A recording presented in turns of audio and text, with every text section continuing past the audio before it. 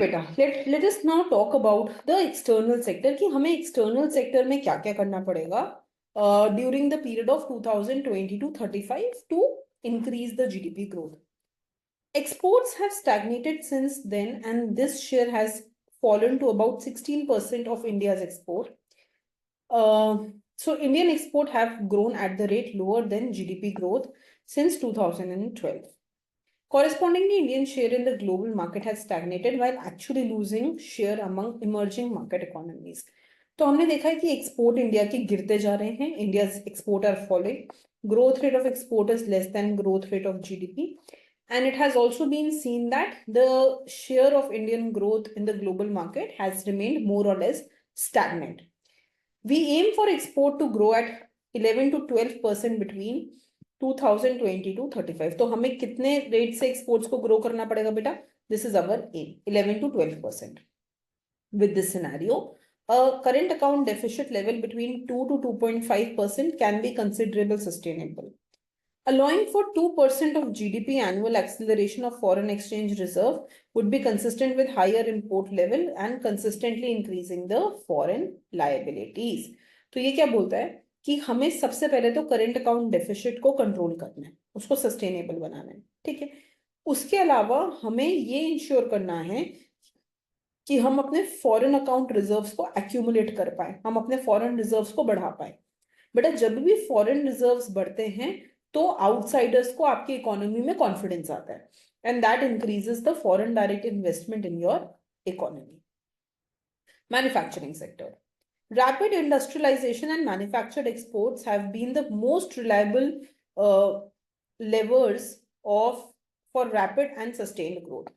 अगर हमें जीडीपी को बढ़ाना है तो सबसे इंपॉर्टेंट चीज जिसको बढ़ाना होगा वो होगा इंडस्ट्रियलाइजेशन और मैन्युफैक्चरिंग एक्सपोर्ट्स को.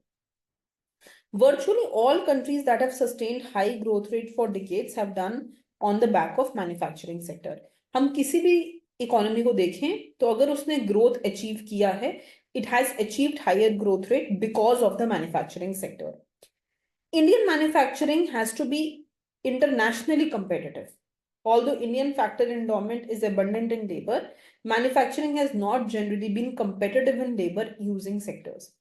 इंडिया के पास बहुत ज्यादा लेबर तो है. The labour is competitive. We are having cheap labor available, but still we are seeing that we are not able to give enough competition in the labor intensive industry. जहां पे भी labour use होता है उन industry में हम बाहर के लोगों को इतना कंपटीशन नहीं दे पाए हैं. This needs to be focused effort on correcting this, especially as China and other countries have done over the past 30-40 years. तो देखा गया कि बाकी कंट्रीज तो बहुत फोकस कर रही हैं लेबर पे and they are able to do well, so even we have to focus well. Legacy issues connected with regularization impediments that constrain the use of land and labor in India have to be tackled with some urgency. कभी कभी देखा जाता है कि हम land को इसलिए नहीं यूज कर पा रहे क्योंकि कोई लेगेसी इशू है, लोग अपना लैंड देने के लिए रेडी नहीं है, सो गवर्नमेंट को उसको भी टैकल करना होगा.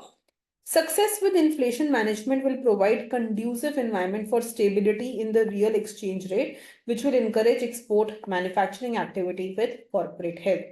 तो अब हमें क्या करना है? इन्फ्लेशन पे मैनेज करना है, इन्फ्लेशन कम करना है. जब इन्फ्लेशन कम होगा तो automatically real exchange rate better हो जाएगा. जब रियल एक्सचेंज रेट बेटर हो जाएगा तो एक्सपोर्ट्स ऑटोमेटिकली इंक्रीज हो जाएंगे. It is combined and focused approach to urban land and labor reform along with maintenance of competitive real exchange rate that can accelerate the manufacturing growth in the labor. तो अब हमें क्या क्या करना है? Proper land reforms लेके आने हैं so that we can use land properly. Labour reforms लेके आने हैं so that we can use labour properly. अब once the product has been produced बेटा, तो उसके बाद हमें क्या करना होगा? We have to export that product. हमें बाहर भी बेचना है, so we need competitive real exchange rate. And after achieving these three things, we will be able to accelerate the manufacturing growth. हम अपनी manufacturing growth को improve कर पाएंगे. Using industry, transport and logistic is also necessary. Proper infrastructure and transportation logistics is also important. Infrastructural investment. The continued expansion of trade requires corresponding investment in port, airports, and all form of domestic transport linkage. अब एक बार एक चीज बन तो गई, we have produced it, but we also want to go ahead and we also want to transport it. So for transport, it is required that in the coming years, we also focus on the infrastructural investment.